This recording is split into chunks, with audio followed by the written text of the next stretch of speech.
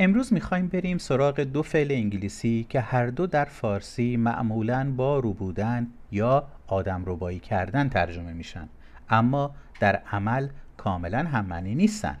این دو فعل عبارتند از abduct، kidnap. با اینکه هر دو در حوزه معنایی رو بودن یک فرد قرار میگیرن، از نظر رسمی یا غیر رسمی بودن، نوع فضایی که در ذهن ایجاد میکنن و حتی از نظر موقعیت هایی که معمولاً در اونا به کار میرن تفاوت های مهمی با هم دارن.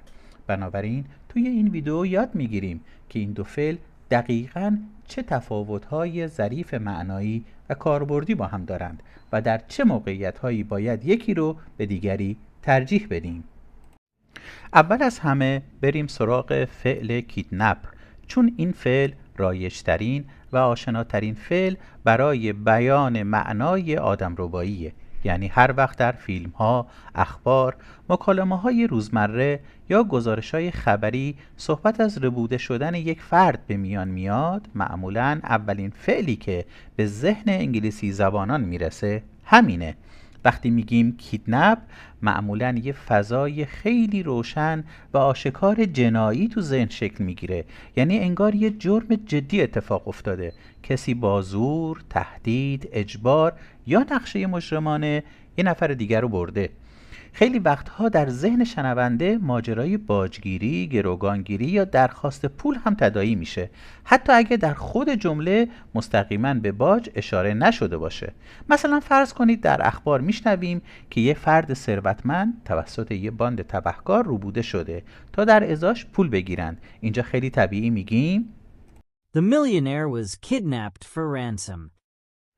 یعنی میلیونر برای گرفتن باج روبوده شد. میبینید که کیدنپ از همون اول فضا رو کاملا جنایی و بحرانی میکنه. این فعل بیشتر از ابداکت حس آدمربایی واقعی و خبرساز میده. یعنی وقتی این واژه رو میشنوید بیشتر یاد تیتر خبر، فیلم پلیسی، باند خلافکار یا بحران خانوادگی و رسانه‌ای میافتید. نکته مهم دیگه اینه که کیدنپ از نظر لحن عمومی تره. منظورم از عمومی تر اینه که هم مردم عادی زیاد ازش استفاده می کنند، هم در خبرها خیلی رایجه، هم در فیلم و سریال زیاد شنیده میشه. یعنی این فعل هم برای زبان روزمره مناسبه، هم برای خبر.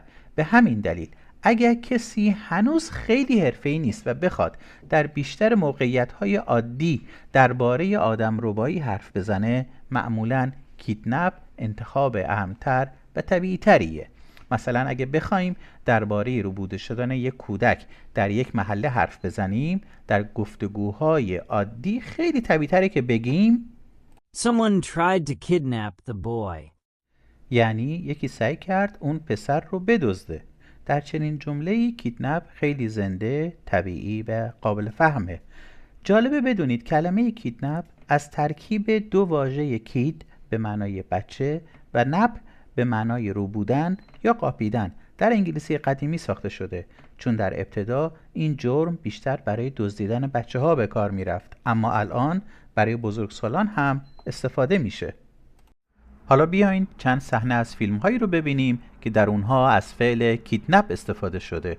Look, Jeffrey, you don't really kidnap someone you're acquainted with. Look, Jeffrey, you don't really kidnap someone you're acquainted with. When Pash first heard about Lominitz, he told the FBI he was going to kidnap him, take him out on a boat. When Pash first heard about Lominitz, he told the FBI he was going to kidnap him, take him out on a boat. حالا بریم سراغ فعل abduct. این فعل هم به معنی رو بودنه، اما لحنش رسمیه. یعنی وقتی از abduct استفاده می کنیم معمولاً لحن جمله حقوقی، اداری، تحلیلی یا رسمی میشه. abduct یعنی بردن فرد بدون رضایت او، اما برخلاف کیدنپ همیشه آن فضای پررنگ باجگیری یا جرم رسانه‌ای رو با همون شدت تداعی نمی‌کنه. به همین خاطر دامنه استفادهش در بعضی متن‌های رسمی گسترده تره. مثلا فرض کنید در یه پرونده خانوادگی مادری که حق حضانت نداره بچه رو بدون اجازه با خودش برده. این کار معادل کیدنپ نیست، چون هدف مادر اینه که فقط بچه پیشش باشه و دنبال باجگیری نیست. بنابراین در این شرایط نمیشه از فعل کیدنپ استفاده کرد و درست اینه که گفته بشه The mother was accused of abducting the child. یعنی مادر به ربودن کودک متهم شد. اینجا abduct خیلی مناسب تره، چون جمله لحن رسمی و حقوقی داره. اگرچه کیدنپ هم از نظر معنایی ممکنه در بعضی موقعیت‌ها قابل فهم باشه، اما abduct در این جور بافت‌ها خنثی‌تر، اداری‌تر و دقیق‌تر به نظر میرسه. یعنی بیشتر یک موضوع حقوقی یا توصیف رسمی رویداد رو میگید، نه اینکه صرفاً یک جرم هیجان انگیز و رسانه‌ای رو تعریف کنید. یه تفاوت مهم دیگه اینه که abduct نسبت به کیدنپ دامنه وسیع‌تری داره. یعنی علاوه بر متن‌های حقوقی و رسمی، در بافت‌های علمی تخیلی هم خیلی زیاد به کار میره. مثلا وقتی در فیلم‌ها یا داستان‌های علمی تخیلی میگن موجودات فضایی کسی را رو بودند، معمولاً میگن He claimed that aliens had abducted him. یعنی او ادعا کرد که موجودات فضایی او را رو بودند. دقت کنید که اینجا تقریباً همیشه abduct طبیعی تر از کیدنپه، چون تا الان کسی نشنیده موجودات فضایی بابت رو بودن آدم‌ها درخواست پول کنند. حالا بیاین چند صحنه از فیلمایی رو ببینیم که در اونها از فعل abduct استفاده شده. There's no way that someone with the IQ of a 10-year-old could abduct two girls in broad daylight and then somehow make them disappear. There's no way that someone with the IQ of a 10-year-old could abduct two girls in broad daylight and then somehow make them disappear. A large cloud hovered over his vehicle, drove him from it, and abducted him. A large cloud hovered over his vehicle, drove him from it, and abducted him. I think I would remember if aliens had abducted me. I think I would remember if aliens had abducted me. حالا بیایید تفاوت این دو فعل رو روشن‌تر ببینیم. کیدنپ بیشتر بوی آدمربایی جنایی میده. abduct بیشتر بوی ربایش در زبان رسمی، حقوقی یا بافت‌های خاص میده.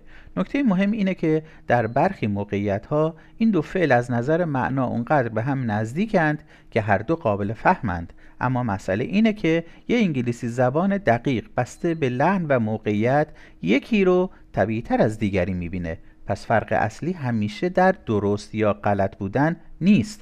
خیلی وقتا فرق در اینه که کدام واژه برای اون بافت طبیعی، حرفه‌ای یا دقیق‌تر به نظر میرسه. بنابراین توصیه من اینه: اگر هنوز در آغاز راه یادگیری زبان هستید، کیدنپ انتخاب ساده‌تر، رایج‌تر و کم‌ریزتریه. حالا اگه فکر میکنید روی تفاوت این دو فعل مسلط شدید، بیایید با این 3 سوال خودتون رو امتحان کنید. شاید لازم باشه ویدیو رو یه بار دیگه عقب بزنید و با دقت بیشتری ببینید. سوال 1: در یک گزارش خبری درباره یک تاجر ثروتمند که توسط یک باند جنایتکار برای گرفتن باج روبوده شده، کدام فعل طبیعی تره؟ A. abduct B. kidnap. سوال 2: در یک پرونده حقوقی حضانت اگر مادری بدون اجازه قانونی فرزندش را از کشور خارج کنه، کدام فعل رسمی تر و مناسب تره؟ A. kidnap B. abduct. سوال 3: در یک فیلم علمی تخیلی اگه شخصی ادعا کنه که موجودات فضایی او رو بردن، کدام فعل طبیعی تره؟ A. kidnap 2. abduct. جواباتون رو توی کامنت بنویسید تا معلوم بشه چقدر به تفاوت‌های ظریف این دو فعل مسلط شدید.